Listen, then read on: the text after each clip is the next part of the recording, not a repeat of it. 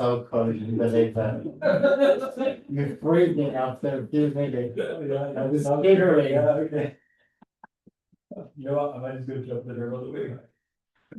Jump in the canal without anything. Okay, ready to start? Everyone? Yeah. Door.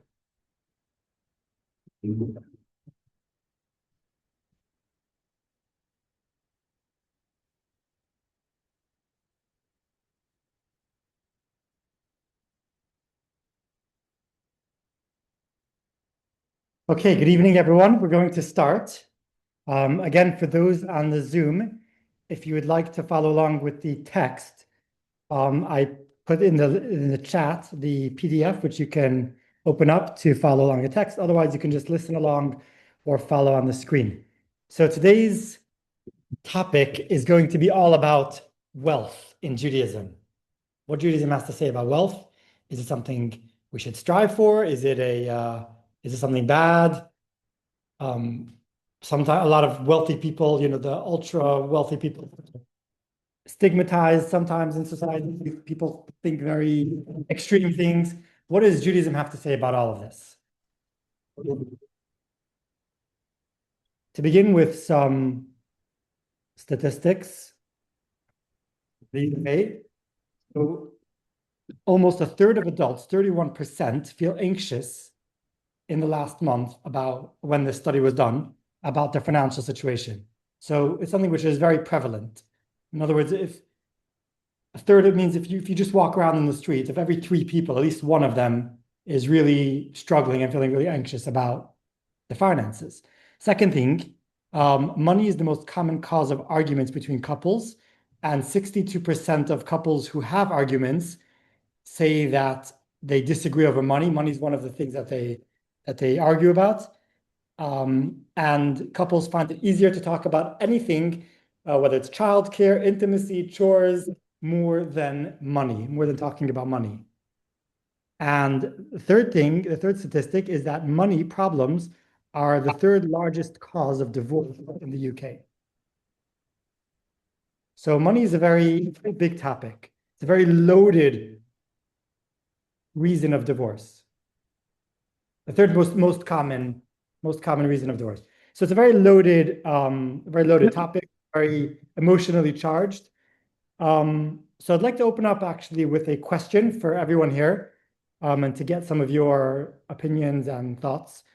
Why do you think that it's so hard for people to talk about money openly, even more than talking about other things, maybe even more than talking about religion or whatnot? People find it difficult, let's say, to talk about money with people, with colleagues, spouse, family members, uncles, aunts, you name it. Why do people find it so difficult to talk about money? Because they're not good at maths, okay? I reckon there's truth in that. Yeah. I think there is some truth in it. Really, it's how people are taken advantage of because of the tutoring maths. And I sort of specialised in one-to-one on people who got left behind, and they've pretty much been ignored in the classroom. So they don't have functional skills in the outside world. So they're vulnerable, really. But once they've got those functional skills, they're confident and they can talk about money and deal with it. And So you're saying they're lacking basic it's a factor. financial literacy, money, just basic knowing, income, expenditure, just knowing what's flying. Basic. Okay. What about something a bit deeper? Does anyone? Money, Yeah. I think it's not trust. Trust. So money. Because we have a feeling that if we reveal our problems or our work or anything, people will take advantage of it. So it's a trust issue. What are they going to reveal it to? Where it's going to go? Right. People got, I'm going to be rich. I won't tell it because people will ask, people think. So it's a trust thing. It's a. So obviously saying that people are worried that if we talk openly about money, then other people might take advantage of me, and it's a question of whether I'll be able to trust them, that they'll, let's say if someone tries to be friendly with me, do they really want me or they just want my money? So there's a comment. All right. What's the comment? I'll check after. Oh, okay. Sure how to check. Oh, with my two, so I hope it's got a question. Two people in my family, one person got inheritance and declined it. I can see it for and another person. Is English won the lottery. in English culture it's seen as rude or intrusive? Yeah. Priority it is that, okay? But I know I said, oh, okay, it's got to be a reason. So I've always wondered why. And you just answered it. Thank you. Okay, so Trust. we're going to tonight, hopefully, talk about four things. Number one, is wealth, according to the spiritual Jewish perspective, is wealth an obstacle or is it something good? Is it an asset? Is it a blessing or is it a curse? That was the name, the topic of today's session. The second question is it kosher? Is it okay spiritually or religiously or according to Jewish thought to want money, or is that inherently corrupt? As a famous saying, they say money is the root of all evil. Is that a Jewish belief or perhaps not? Third thing is, what are the emotional traps of money? Meaning money comes with lots of, like, this is touching on what Avi was saying before, of trust and anxiety. And the fourth thing is, the bottom line is, what is the Jewish paradoxical formula for creating wealth? Ultimately, I think that's something that all of us want. So we're going to begin with actually a story from this week's parsha that we read yesterday, the story of Korach. Is everyone familiar with the story of Korach, the rebellion of Korach? He was Moses' first cousin, and they were in the desert. Moses was the leader of the Jewish people. His brother Aaron was the high priest. And here was Korach, who was from the tribe of Levi, and he was the cousin of Moshe, and he led a rebellion with 250 men and the leaders of all the tribes. So very sort of distinguished people from the Jewish people, not just like random people. He took the top of the top, and they made this whole rebellion against Moses. And he said, basically, everything you're saying is a lie. It's all from you. You're trying to keep all the power for yourself and for your brother. And really, it's not from God and all this, whatever. And it led to a rebellion, which had devastating results where they all died. And there was this sort of contest where they said, let's stand in front of the tabernacle and see what is the true word of God. And everyone will bring incense, and whichever one whatever God wants, we'll be able to see. And then they died, and it was a big, there was a plague. Ended up having devastating attacks. That's the story of Korach. So there is a lesser known, what? Very good. That's what we're going to talk about. So one of the things about Korach, besides for him being the first cousin of Moshe, by the way, if anyone has any questions, ideally, if you can just ask, you can unmute yourself if you're on Zoom, because I'm not going to be able to check the chat the whole time, but feel free to chime in, ask any questions or share anything. So we're going to start. So like Avi mentioned, Korach was very wealthy. So where was he wealthy? Where does that come from? So everyone knows the story of Joseph and his brothers. Joseph he brought down to Egypt as a slave. Eventually he became the second in command. And because he was able to interpret Pharaoh's dreams of the famine. And one of the things he told Pharaoh is that you should take food and store it for the 7 years of hunger. And eventually, when it was the years of the hunger, all the people from the Canaan and from all the nearby countries, they all came to Egypt for food. And ultimately, Joseph, he actually collected all the cash, liquid money in the whole entire world then came to his treasury, because basically, ultimately, there was no food. And people came and they gave all the money they had, and then they gave their cattle and their possessions and their property, their belongings to Joseph just to be able to get food, and then that all went into the treasury of Egypt, right? So Joseph took his money, says in the Talmud, and he divided it into 3 treasuries. So the Talmud says that one of them was found by Korach, and that's how he became so wealthy.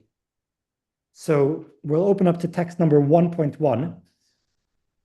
Or he found or he got, you'll see. So Avi, would you like to read text 1.1?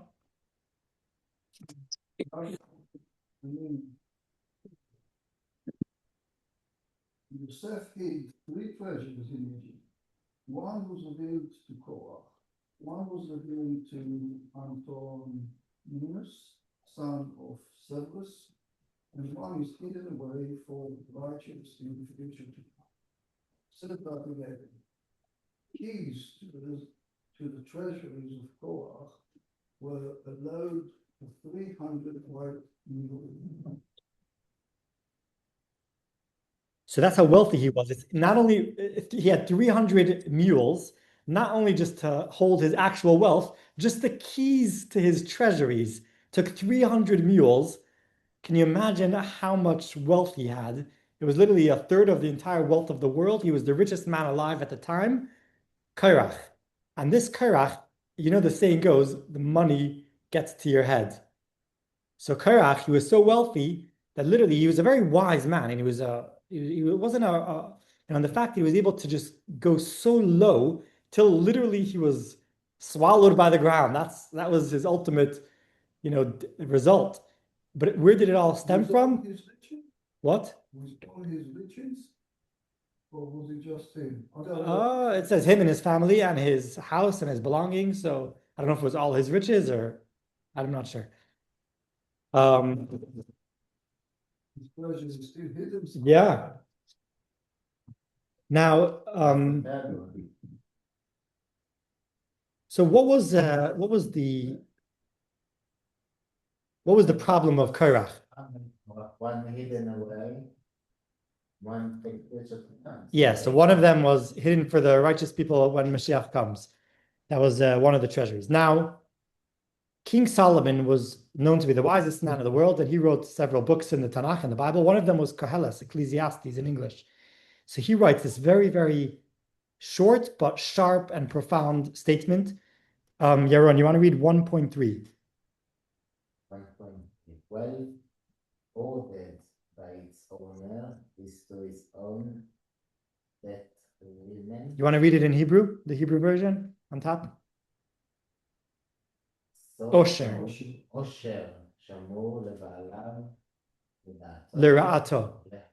You know what hoarded means? Hoarding is the idea of just like holding and coming from what's called a scarcity mindset versus an abundance mindset. Someone who just collects just for the sake of collecting, and they're not going to do anything with it. They just want to have it because they're scared that they're going to lose it, and just sits locked in a vault until they die.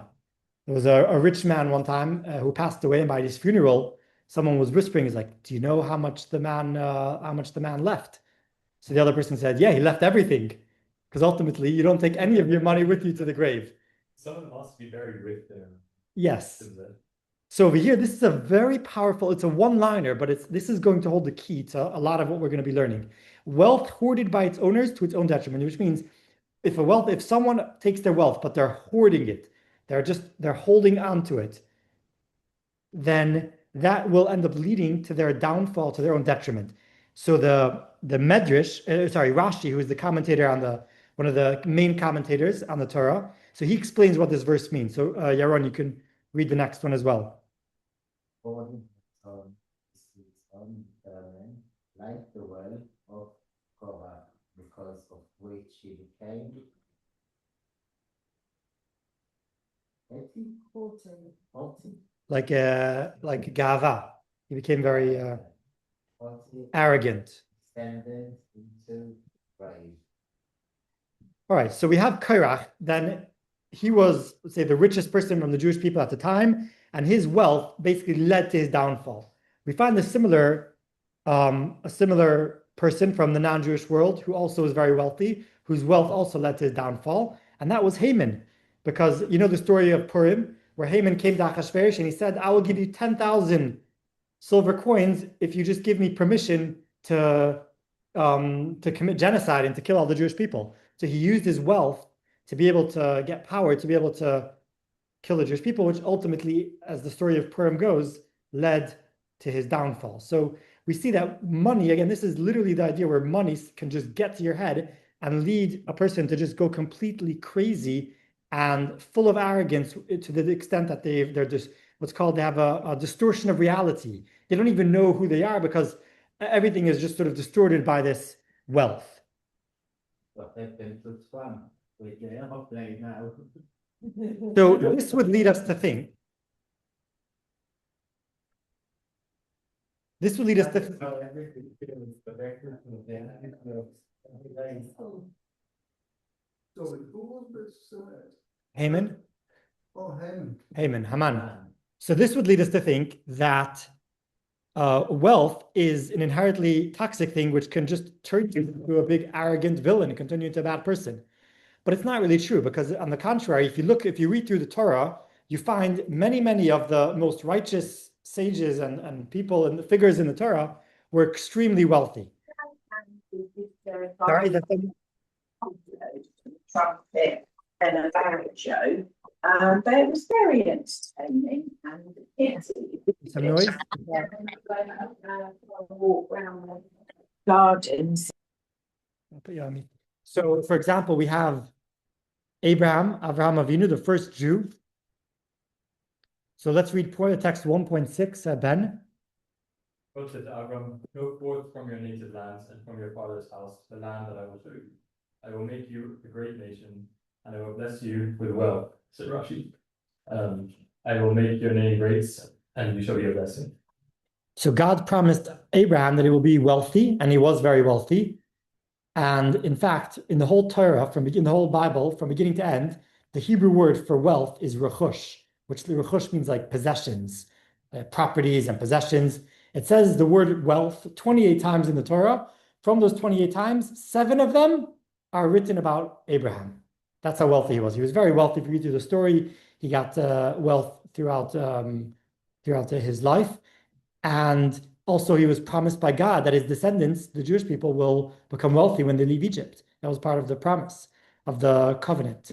Now, So how do they add this word? What is this based on? B'mammon, that's the commentary. So Rashi explains. Yeah, but I mean, where do they get this that about the car means I'll give you lots of money? For that, you have to study the Talmud. This is the commentary. So, yes. Is there a word for like non-possession wealth, like non-physical wealth? I don't know. What kind of wealth? Like spiritual wealth? Yeah, like is there a different Hebrew word? Well, Osher meaning with the Aleph means like happiness, contentment. Now another person was Moses himself, the one who Korach was contending with. He was also extremely wealthy, believe it or not. And the story goes, so if you read Deborah 1.7, Hama. Rabbi Hanina said Moshe became wealthy only from the waste remaining from viewing the tablets of the covenant, as it stated, "You for you 2 tablets of stone like the first." You for you means their waste shall be yours, as the tablets were crafted from valuable gems. The remnants are similarly valuable. So God told Moses to make the tablets of stone, the luchot, from sapphire. So there was this massive block of sapphire, and God told him to carve out from there and to make the tablets. And God told him that whatever is left over, whatever remaining, like the remnants, yeah, you can keep it. And that made Moses extremely wealthy. So what we see from here is that wealth is actually not the disqualifying factor. You see, on one hand, you've got people like Korach and Haman who are wealthy, and for them, wealth went downhill. And then you see other people, Abraham and Moses, and also we see going later in history, the one who wrote the Mishnah, Judah the Prince, Yehuda Nasi, he was extremely wealthy, to the extent it says that in his days, the way to explain what wealth was in those days was that he had all types of fruits and vegetables, regardless of what the season was, winter or summer. So before there was the whole concept of refrigeration and transporting, normal people only ate food when it was the season. So it says that in 1.8 that Yehuda Hanasi, because of their wealth, he was able to have radishes, lettuce, and cucumbers both in the summer and in the winter. And that is like the modern day equivalent of being able to fly private jet to Monaco and and go on a yacht. That was the way to, back then, it's if you can have lettuce and radish both in the summer and in the winter. That's how wealthy he was. And as we know, Yehuda Hanasi, he was a righteous man. He was a sage. He wrote the Mishnah. So what we see from here is that wealth itself isn't necessarily good or bad. It really, We live in an era of such a wealth that we can have fruit and veg. exactly. So nowadays, yeah, The machines, the transport, how you store it in a vacuum or without. It's crazy. right. So what we see here is on one hand, we've got some people who used wealth in a good way and it didn't cause them to become a bad person and arrogant and just go downhill. And some people use it downhill. So the question is, what's the difference? How do we take wealth and then either use it this way or that way? Which actually leads to a more broader question, which is if wealth has such a risk of spiritually causing you to become corrupt, is it someone, is it even a worthy or kosher pursuit for someone to say, I am on a mission to become wealthy? If what we're really interested in life is to have, spiritual alignment and to have moral clarity, if that's what really matters in life, ultimately when we die, what's really left with us? Not our physical possessions, not our wealth. So is it a bad thing for someone to say, I'm going to like make an effort to pursue wealth and to become wealthy? Is it allowed? Is it a good thing? Is it a bad thing? What do you think? Open question. You think like it's a bad thing?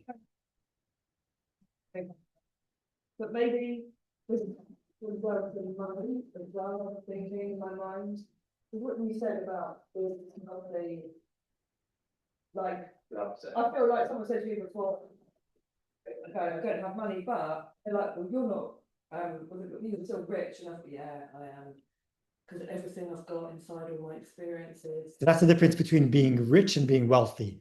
Rich is like a physical thing. You've got X amount of money in the bank, you're rich. But someone can be rich, but not necessarily wealthy. Wealthy is a state of mind. Like we learned in Pirkei Avot, Ezeu Ashir Hasamech Bechelko. Who is wealthy? Someone who is happy with what they have. So you can be rich but not wealthy, and you can be wealthy and not rich. You could be maybe rich and wealthy. But the question is here about physical wealth, the pursuit of wealth. Is it kosher? Is it allowed? Samuel, Odi, what do you think?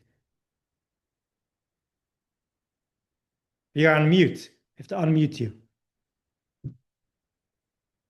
Unmute. What I think. Hello, Yossi. Yeah.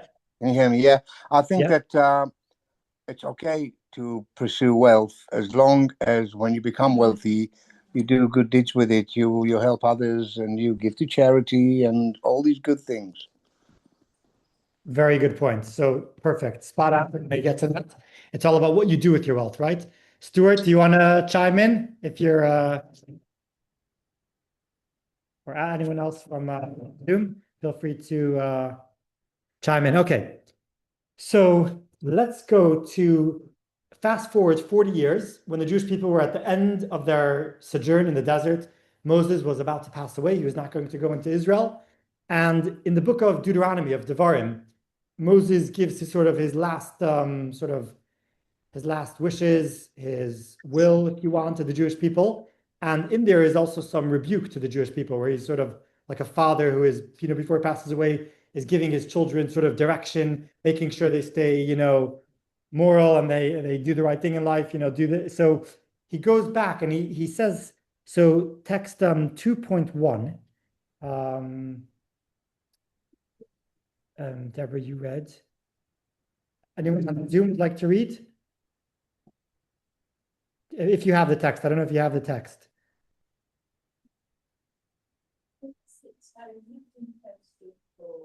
Okay, so back to Avi, 2.1. No, I don't have it either.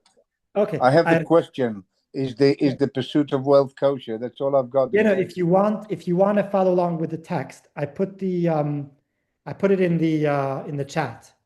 Okay. But yeah, if not, you can listen in. Avi, you want to read 2.1? Name is taken who says of sufficiency of gold. Where is it? Near the poor. Where is it?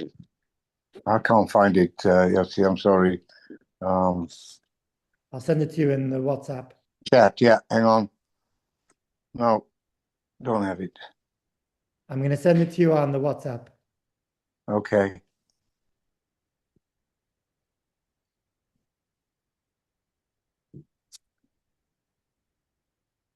Yeah, go ahead, Avi. Here the Oh,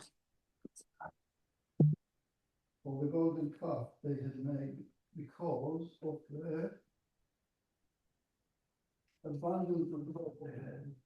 As it said, Hosea 2:10, and silver did I give them in wow. and gold, they however made it into an idolatry. So Moses was, so it says that it's speaking about the different places where the Jewish people camped in the desert. One of the places that they camped, it says the name was Di Zahav, which in Hebrew means enough gold. But there is no such place called Di Zahav.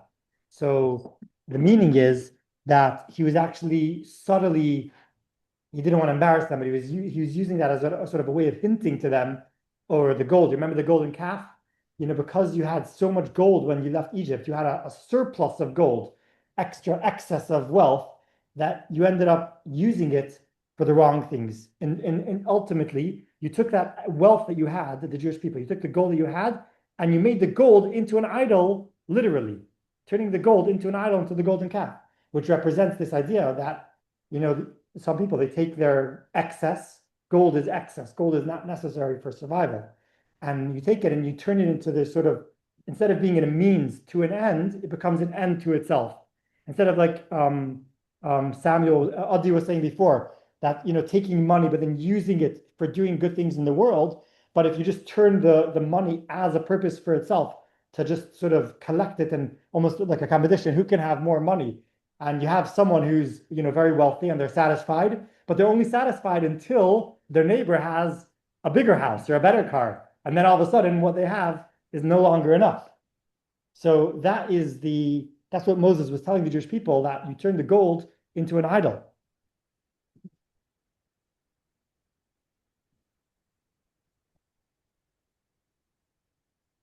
So ultimately, really, the gold itself isn't, the money itself isn't good or bad, but it depends what you do with it. If you take the money and use it for good things, then it's good. So there's actually something very interesting about money. You know, if you had to like summarize, what are all the sort of the assets that you have? You've got your talents, your skills, your friendships, your happiness. Can you take those things and pass it to the person sitting next to you? Can you give over your friendships or your happiness to, can you take it and like package it and then send it in the post to someone who needs a bit of happiness? You can't. But money is different. Money is actual, it's something which is transferable, liquid, as they call it in economics, right? It's money is something which you can, if you have money, you can take it and give it to a poor person who has no food for dinner tonight, and he can literally have that same money and go and buy himself a warm meal. So that is actually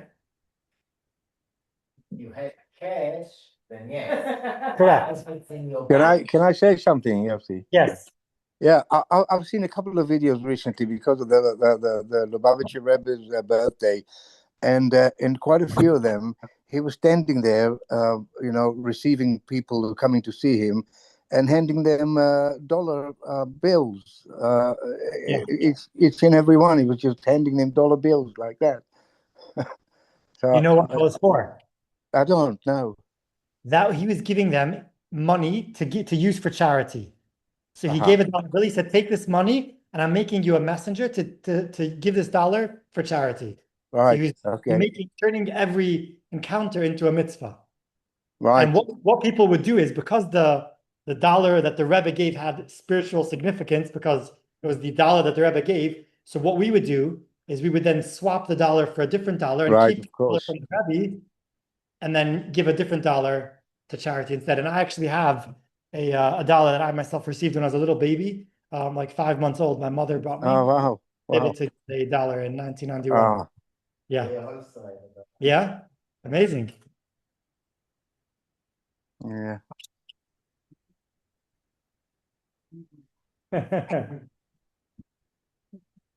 So there is ultimately there's being poor is a test and being wealthy is a test.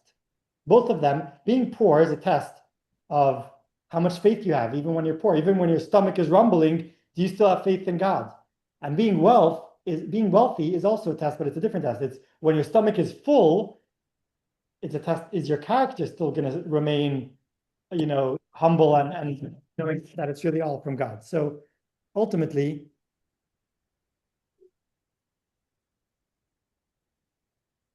The only level you gave dollars instead of taking dollars. yes. So 2.3, are we up to Avi or Yaron? Avi, you read, Yaron, 2.3. Whenever you done a thing with honor, the wealth, and whatever giver will likewise honor the wealth. In accordance with Rava Bar Meri's interpretation of the verse. May he be enthroned before God forever, appointed mercy and truth.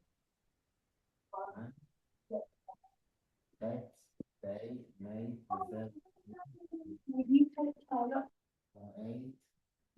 Okay, yeah, you can stop there. So I'll just explain what that means. So Rebbe, who was actually Rabbi Yehuda Hanassi, who himself was wealthy, it said that he honored the wealthy people. So you read that, and at face value, you can think that it means, he was like, sticking up to wealthy people because of their status, and maybe they'll give, maybe he'll get something out of it. But really, the deeper explanation is that when he looked at a person who was wealthy, he was able to not honor them, but honor the fact that they were obviously chosen by God to be able to be a custodian, as we'll see soon, to have this money, to be able to use the money for good things. And the fact that God chose them is a sign that they are spiritually have the ability to withstand the test of being wealthy. Now, that doesn't necessarily mean that they will withstand the test, but being wealthy is actually harder than being poor. In other words, the spiritual test of being wealthy is harder than the spiritual test of being poor. Why? Because when a person is poor, then in a way, let's say someone is poor and then they turn to God, or they turn to religion or to prayer. You can look at that and say, well, this person, he's got nothing going for him. So, all he has is to turn to God and turn to prayer. It's not, as they say, it's not a kunz. It's not it's not like he has anything else. But somebody who is wealthy and he still stays spiritually connected, and he stays humble, and he stays, believing in God and using his money for good things, that is a real accomplishment. So that is what it means that Rebbe honored wealthy people. Is there also how they got rich? Like you say, when you Yes. are rich, you should use the money for doing good things. How to get rich. How to get rich? Yes. You can also stamp on other people to get rich, or have slaves or a very low salary instead of a good salary for. Yeah, like bad money and lots of fraud. Right. So we're not going to talk about that directly, but we're going to talk about what is the Jewish secret to become wealthy. So wait till the end for that. Yeah. So there is a story. I'm going to share a story. There was once a little bit of background. The Rebbe, the Lubavitcher Rebbe, every year on Simchat Torah, he would teach a new Hasidic melody to his disciples, to the Hasidim. He did it for 10 years. He taught 10 very beautiful melodies. One of them is called Anim Zmirot, which is a song of which many synagogues have the custom to sing the song after Shabbat, after the Shabbat prayers. Anim Zmirot v'shirim erog. Whatever. If you've been to some synagogues, they sing it. Beautiful song. Anyways, the Rebbe taught a different tune for this song, and together with teaching the song, he gave the backstory. He said there was one time a man who on Yom Kippur, we fast for 24 hours, right? And we were in synagogue for pretty much the whole day. And then at nighttime, when the fast ends, everyone goes home and eats. The next morning, the people came to the early morning prayers to synagogue, and they see this one man. He's still wearing his white tallis from Yom Kippur, from the night before, and he's dancing around the bima in the synagogue. He hadn't broken his fast. It's ready the next morning. He's in a trance, and he's dancing around, singing the song, and he doesn't even realize that the Yom Kippur finished. And he was singing this Ana Mizmorot. So what was the story behind it? So he was quite a wealthy man, and he was very passionate about using his money to help redeem captives. So back in those times, a lot of the they call the pirates, the squats, pirates, right? The squires, the landowners, or the different, people they would if someone wasn't able to pay the rent, they would take them and put them in a dungeon, or they would even just go and kidnap people and then put them for ransom, and only people were able to pay for them to redeem them. So unfortunately, this was quite a common thing in those days. And this man, he particularly made it his mission to go around and to try to find Jewish captives and to either use his own money or collect money to be able to redeem them. Anyways, he was passing by one town once, and he saw a castle, and there was a Jew there that was stuck in the dungeon. He went to the pirates. He asked them, how much money do I need to pay to redeem him? And he said, you need X amount of rubles. And he made his calculations quickly. He used his maths skills, and that was exactly the amount of money that he had. His entire net worth is what was needed to redeem this one captive. And he went back and forth in his head, and he's like, you know what? I'm doing it. He took all his money and he gave it to the pirates to redeem this captive. He got the keys to the dungeon. He went to the dungeon to take out this man. And lo and behold, by the time he got to redeem the man was unfortunately dead. He died from hunger. So now he was extremely devastated. And not only did he take all of his money to redeem this captive, but the captive is even dead now. So he has nothing left. He was completely devastated. A couple nights later, he had a dream. And in his dream, a voice came from heaven and said that because you did your mitzvah, great mitzvah, you have one of two choices you can choose. Either you can get all of your wealth back, you get all your money back, or you can have a taste of the spiritual bliss of Gan Eden, of the world to come, while you're still alive in this world. And which one did he choose? Well, obviously, because he was still there. He chose the latter. He chose the spiritual bliss of Gan Eden, and he was able to experience that when he was in that bliss. Now, the Rebbe said over the story, you would think, wow, what an inspirational guy. But the Rebbe said over the story, the Rebbe said, no, he made a mistake. The Rebbe said, this man lived before the Baal Shem Tov, before the Hasidic movement, because had he lived after, he would have chose to get the wealth in order that he could use the money to save more lives. What is a spiritual bliss of Gan Eden worth when you can actually save human lives? That is what he should have chosen. So this is, again, going back to the power. Look, what Adi was saying before is that when you have wealth, it depends what you do with it. If you're going to hoard it, going back to Ecclesiastes, to King Solomon, money that was hoarded, then it will be to your devastation. If you just use your money to lock it in a vault forever and ever, just to accumulate wealth for no real purpose, not to do something with it, not to bring good to the world with it, then it will lead to your devastation. But if you use the money to help people or to bring good to the world, then it is a good thing.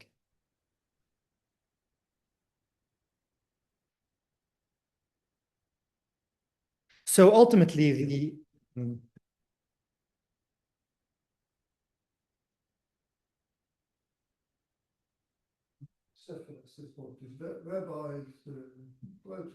yeah, that's the Sefer Sechot is the Rebbe.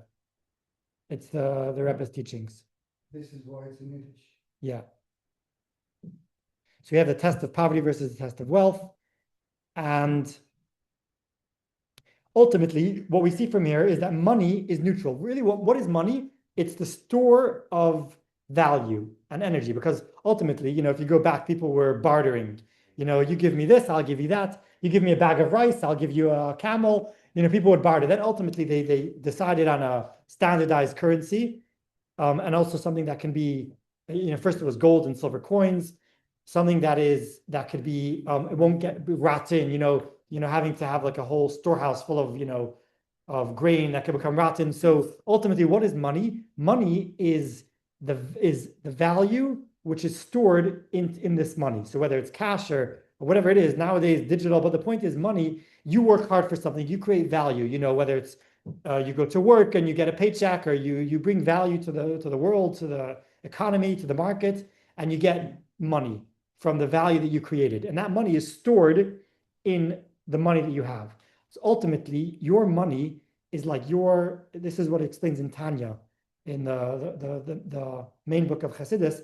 It says that your money is like your sweat and blood is in your money, because that is the ultimate of all the work that you've done, your sweat and tears and time and effort, all the value that you created to the world is now put into this money.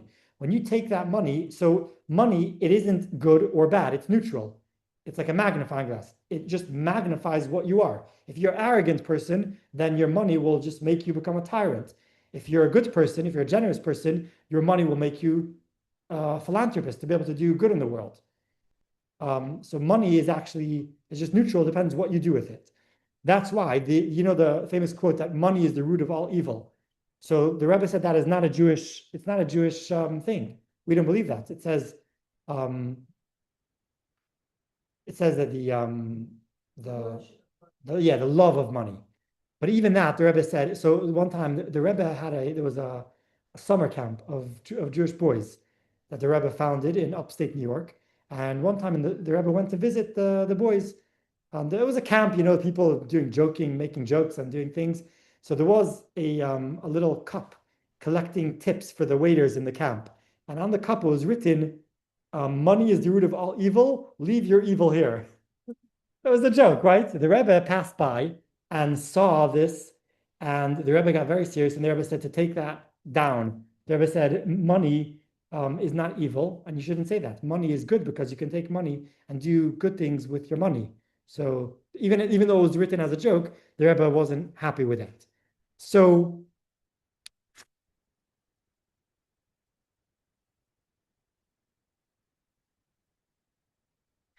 if you had to choose between the test of wealth or the test of poverty, which would you choose?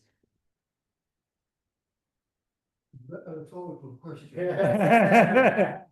I'm sure. Well, because I didn't design that before, now you've changed my thinking. I've changed your thinking. That it's harder, that's why so many people fail at having wealth. So pretty much everyone, I think unanimously, I think we all agree, we would choose the test of wealth. But the question is, which one is harder? Is it harder? Is the test of wealth? The test of wealth is harder.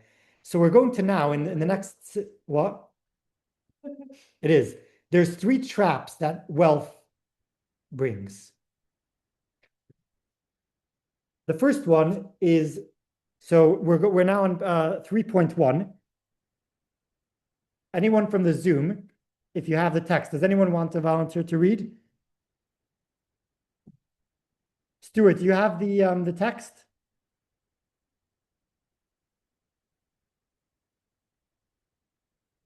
We can't hear you. You're on mute.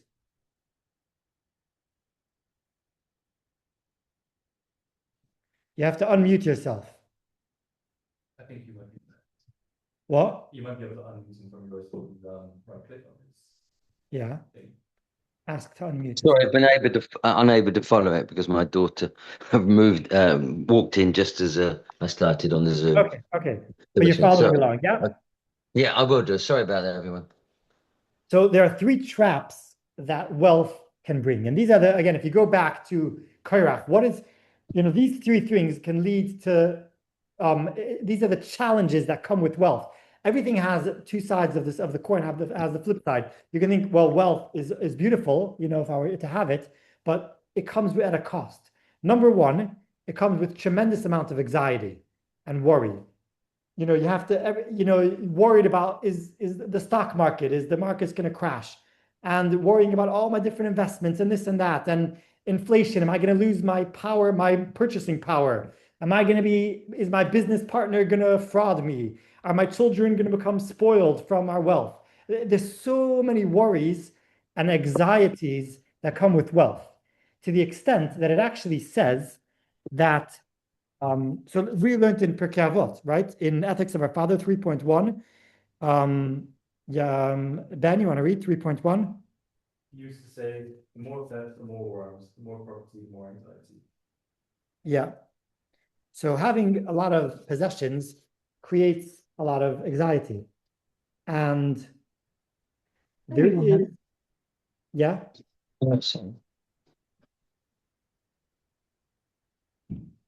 There was a famous wealthy man called Howard Hughes who lived in the 1970s and 80s. He was a very wealthy man, and the Rebbe spoke about him by Farbrengen once by a talk.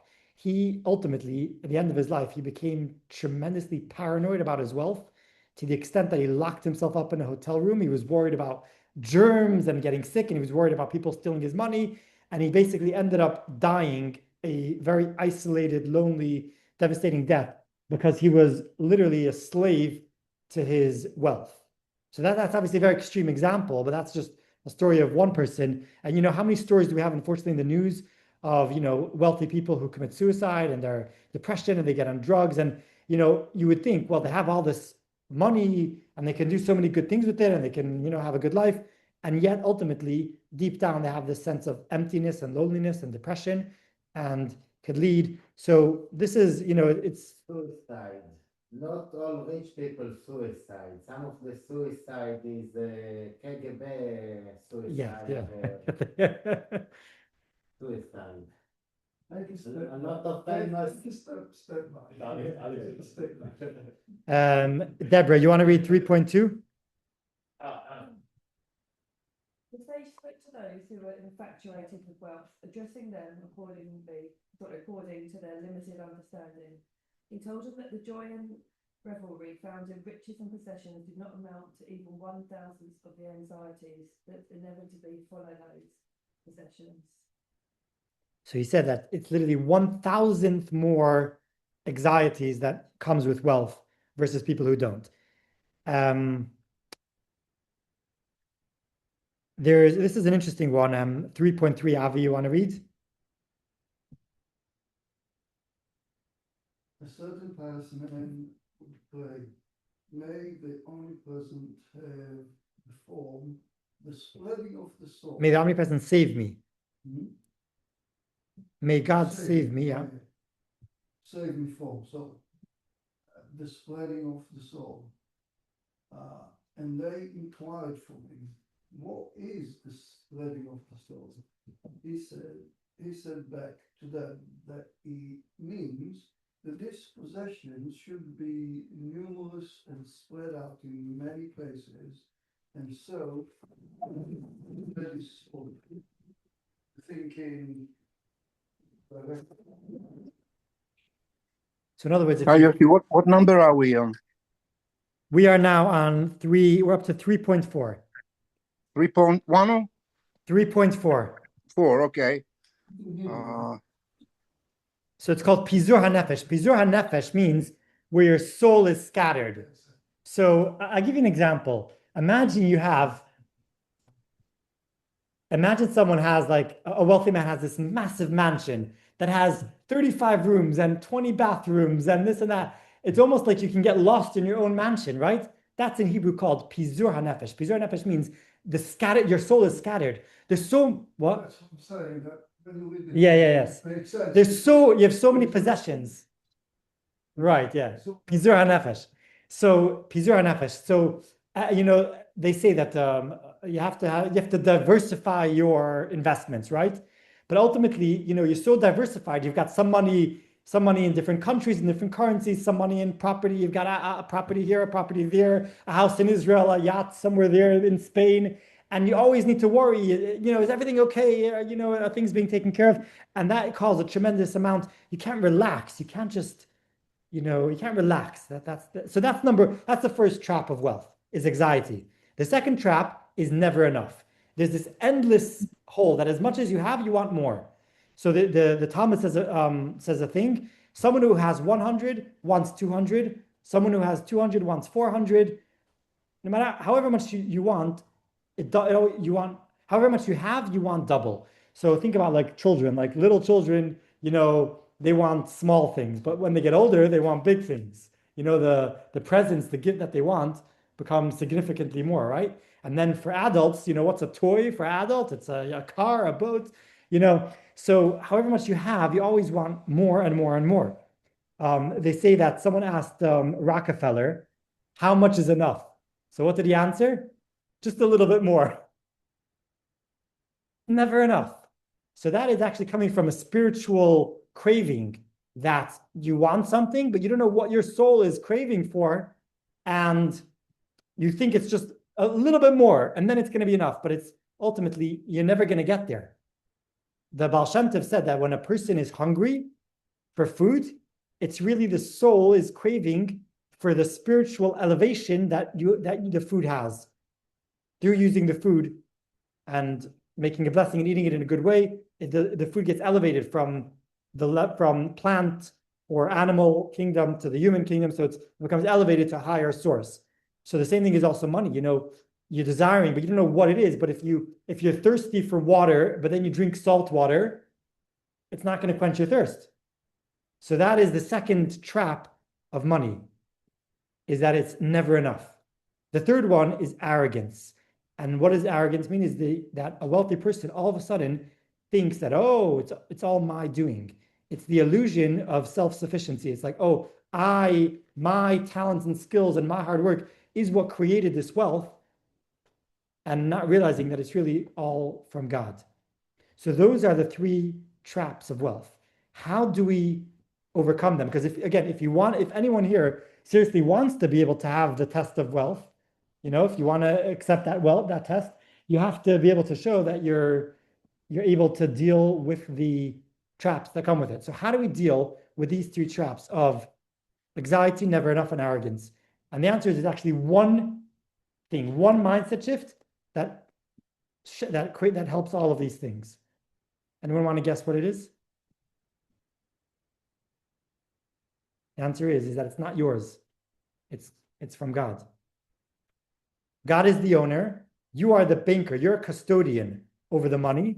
And your job is to take the money and use it according to what it was created for. It says in the, we're going to skip now to 3.7. I forgot whose turn it is. Deborah, 3.7? Oh, sorry, you just read. Yeah, Yaron, 3.7. Rabbi Shimon ben Lakish said the world was not worthy of using gold. Why then was it created? For the sake of the tabernacle and for the snake of the holy temple. So gold represents excess. Gold is not necessary for survival. So when God created the world, he created the world in order to survive. So we need food, we need shelter, we need air, we need water, right? Gold isn't necessary. So God really should not have created gold. Why did God create gold? Only in order that it could be used in the beautifying of the temple. That's why God created gold. What does that represent? It means serving God, using it for generating good in the world. That's the only reason why gold was created. Otherwise, there would be no need for gold. It says that in the famous Shema prayer, we say that you should love God with all your heart, all your soul, and all your might. What does it mean? All your heart, all your soul, and all your might. So again, the commentators say, the Talmud says, it means all your might means all of your money. It means you should serve God with your money. By using your money, it says if you want to know what a person loves, look at their bank account. When you see what they spend their money on, you know what they really love.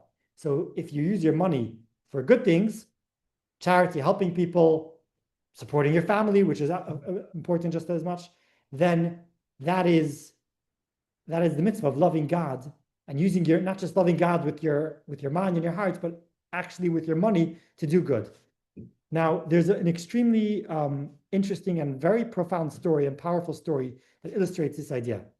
There was a Rebbe called the Upter Rebbe, Hasidic Rebbe. And one of the Upter Rebbe, he came probably from a town called Upt. Maybe it was the town that he came from.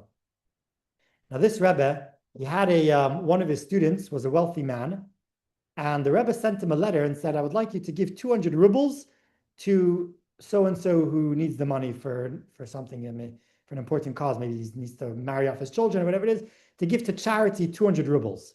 Now the man, he was wealthy, but 200 rubles for him was a lot of money, and his business was, his cash flow was a bit tight, and for him he's like 200 rubles, a bit too much for me. I'm not going to be able to follow through on this, so he decided to just ignore the letter and just carry on, because it was too much for him. He wasn't going to do it. Now, lo and behold, a little time later, one business venture went down and another one. Slowly but surely, he ended up losing all of his money. And being a chassid, he put the two and two together. He realized it's probably because I didn't listen to what the Rebbe said. So he went back to the Rebbe and he said, I'm so sorry, if I would have known that these 200 rubles was so important, I would have done it. Is it such a harsh punishment for me not giving those 200 rubles to charity? So the Rebbe said, he's like, you don't understand. This is not a punishment. He said, I was given by heaven, by God, a tremendous mission to help a vast amount of people, to really fix the world in big ways. I was given a very big budget from God to do this. But I don't have time to sort of manage businesses and companies and manage the money. So, I want to sit and study and learn. So I took the budget and I gave it to different people to be the banker, to hold the money for me. When I sent you the letter asking you to give so-and-so 200 rubles, I wasn't like asking you as a favor. I was going to the bank and withdrawing my money. But when you refused to give the money, then spiritually the message that was given to God was that you are not a reliable banker. And therefore, your bank, was shut down, I withdrew all the money and passed it on to other bankers who are more reliable. That's what happened. It's not a punishment. This money, you think the money is yours, it's not yours. Money is, you are a custodian from God to hold the money, to do the right thing with it. And if you can do that, then God will be able to trust you. And if not, you won't. So that is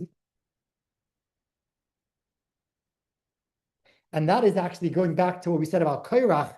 That's the mistake that Korach made.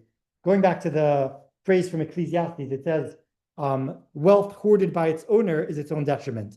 The mistake that Korach made was that he was hoarding his money. He was keeping it for himself. He wasn't taking the money and using it for what it's meant to be used. And that is why, that was one of his big mistakes.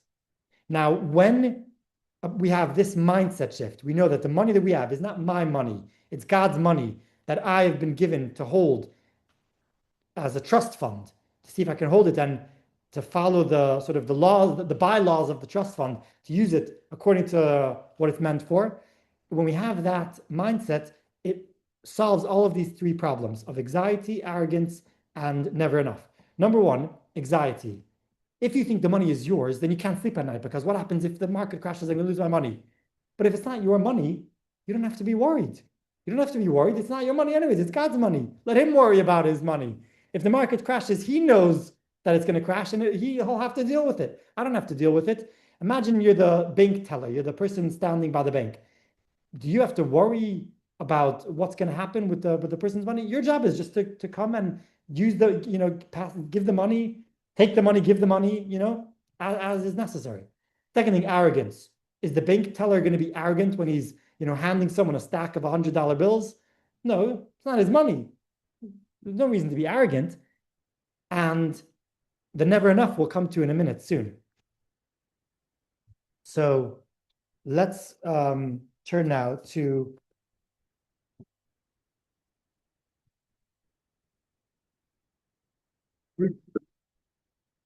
Deborah.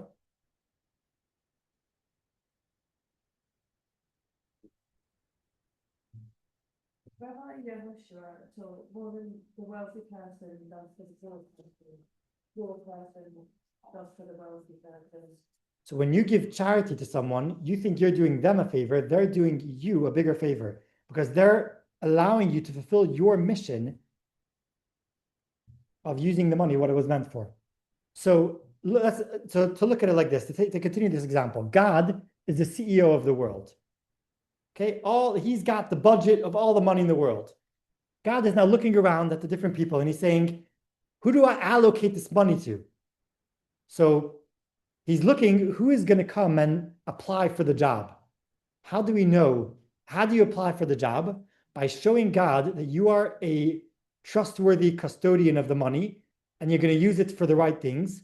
That is how you apply for the job. And when you apply for the job, that sends a signal to God, and God says, okay, you're a trustworthy person. I will give you the job. I will hand you the money for you to use.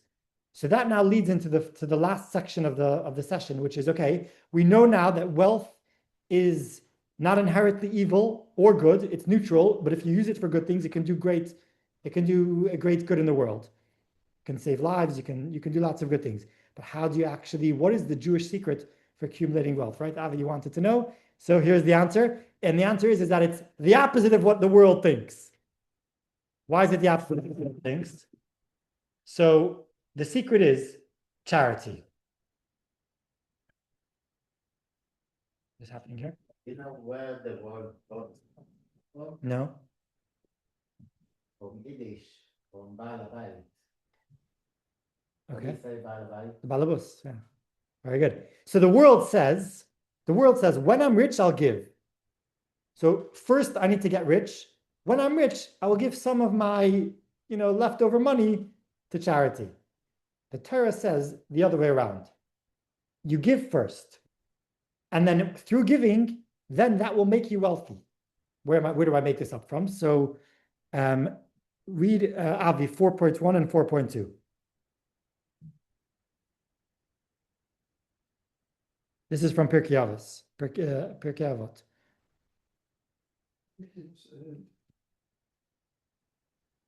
Acts of offense to wealth. But a newer commentary, as it is written, you should surely tithe, Dvarim 14:22. The sages interpret this phrase, tithe, Aser. So that you may become wealthy. So this only works in Hebrew. In Hebrew, the word giving, so giving tithe is giving 10% of your money to charity. The Hebrew word for that is aser or ma'aser, which comes from the word eser, which means 10%. The Hebrew word for wealth is osher, so it's the same letters. So it's a play on words. It says give 10% so that you will become wealthy. So therefore, giving tithes is offense to wealth because that is what's going to make you wealthy. If you give your 10% to charity, you will become wealthy. Now, in Malachi, in the Torah, it says, this is the only place in the whole Bible where God says you can test me. God tells the people, I challenge you to test me. Bring all the tithes into the storehouse so that there may be food in my house, and test me in this, says the Lord of hosts. If I will not open for you the windows of heaven and pour out for you a blessing until there shall be more than sufficiently. So this is the only place in the whole Bible where God says to the people, you can test me. That if you give your tithes, you give your 10% to charity, then the windows of heaven will open up and all the blessings will come to you and you will have sufficiently everything that you need. So, because again, this sounds like a very magical sort of myth, but what is the logical, psychological explanation for how this works? What's the formula? It's because if, again, taking on this idea that we explained before, that the money is not ours, it's God's money. God is the CEO of the world. Then how does he know who to give the money to?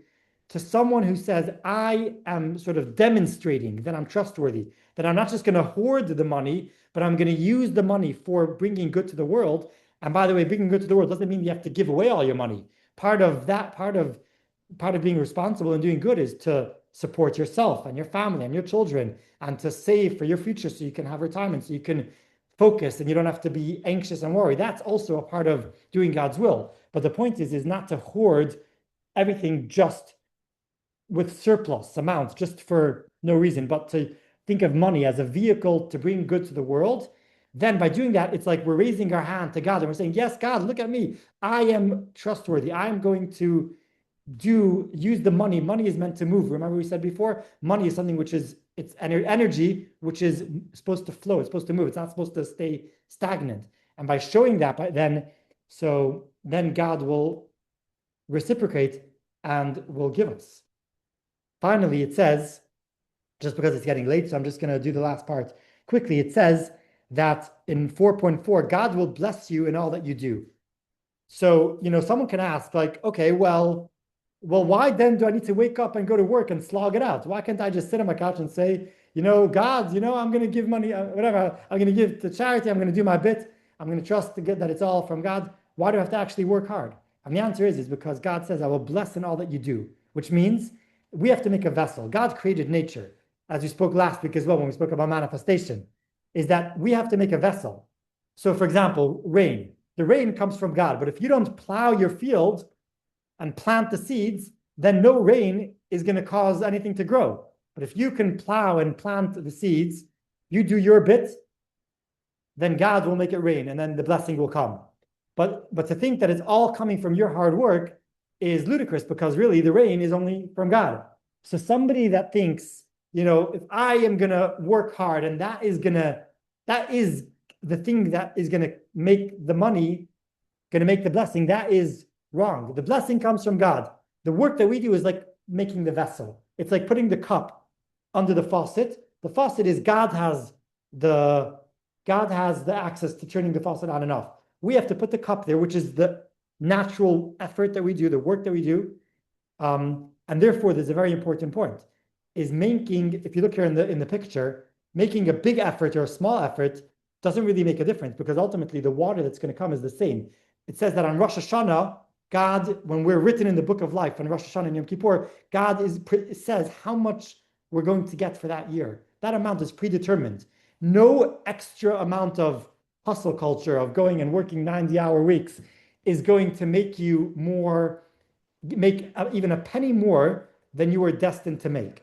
So the importance of going and working and making a vessel is important, but making a modest effort versus going a frantic effort and just going, crazy. It's like having a massive vessel, but the same amount of water is going to come in it. And that is the amount that God is destined for you to receive. Problematic. Yes. What's problematic? Well, it's kind of a balance issue. You see, you're not going to make any effort. You obviously Then it's not going to be very wealthy. Because regardless of what's God decided on Rosh Hashanah or Yom Kippur, if you're not going to do anything, it's like that joke about the one that comes to the rabbi and says, "Can you ask God to make me win the lottery?" And nothing happens. At the end, the rabbi said to him, "Come on, Moshe, at least buy a ticket." Exactly. You got to do something. But so it's a big balance, and it seems to have created within, again, I'm going slightly political, but not really, within the Haredi culture, that it's okay and even better to live on charity, because studying is more important than making that effort to become the vessel. So those who becomes the vessel are here for us, because we know that they're going to give us, because it's a mitzvah. So they're going to give and give and give, and we are going to be the privileged sitting there not having to do anything, because we rely on other people, hard work, to do what we prefer to do, because we think there is a higher status. So let me ask you a question. Is that what we said? I'm saying that it seems... Based on what we learned, is that correct? Yeah. Well, Are we saying that you should do no effort, no vessel, and just rely on charity? No, we're not saying that. We're saying that it's important to make an effort, but someone who says, I don't have time to keep Shabbat because I need to work 7 days a week. So it's like saying that the vessel is more important than turning on the tap water. And that is almost turning things around. When a vessel is important, but it's only a vessel. And if the vessel is going to be, you're going to sort of overemphasize the vessel and forget about the tap water being turned on, then you're losing the plot. That's what we're saying. So So I'm saying it's how you, the interpretation of this is on balance, yes, balance, absolutely, how you balance it. correct. Still create a society that relies on charity of other people. I wouldn't say that. I think that's up to, And that is a huge issue. It becomes a huge issue in Israel nowadays because a huge amount of the population is not producing anything, they're not paying any taxes, they Huge put in a amount of burden population not Right. paying any taxes, how come? because they're not earning anything. How They come? just live on charity. They buy a house, When I was there. With charity, with what they do. and how much percentage of the taxes that the government pay comes from housing? New housing, I don't know anything about taxes and new housing. so I taxes feel, about new houses, about land. The government takes a third of all the tax from the land, from new land. And who's buying the new land? The people who have more kids, right? They buying 10 houses if they have 10 kids. That does not come into the conversation.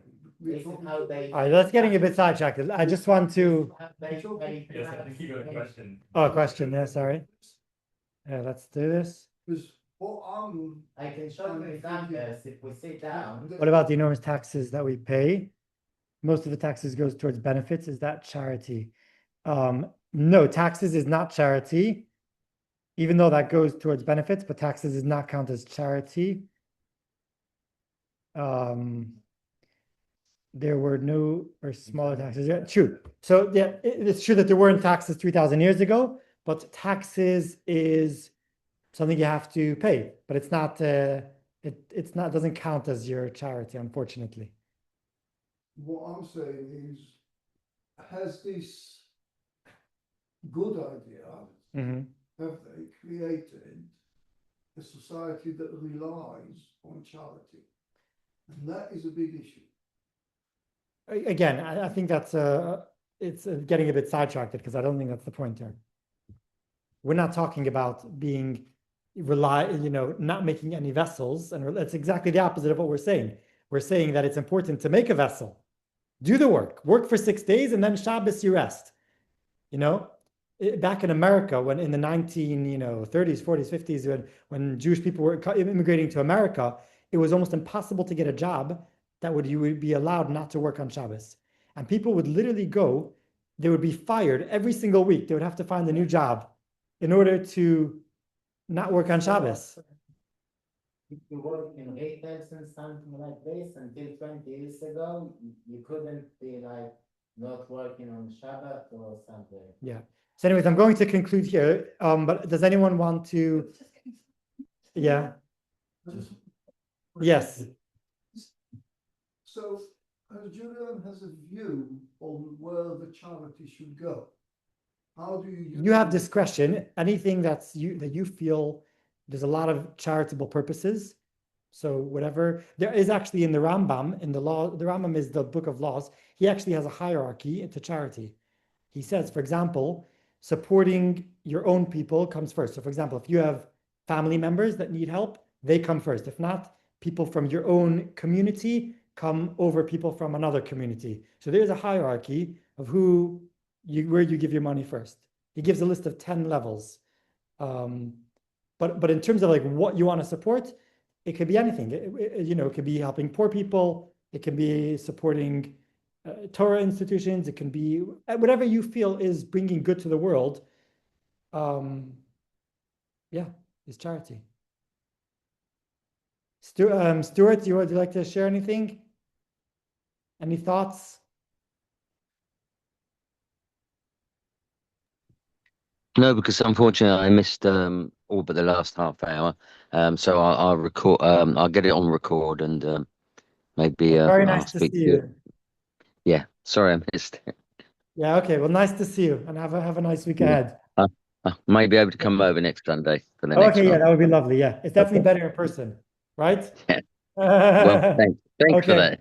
Yeah, I'm going to end the recording, and it's very lovely to see you all. We'll see you next week.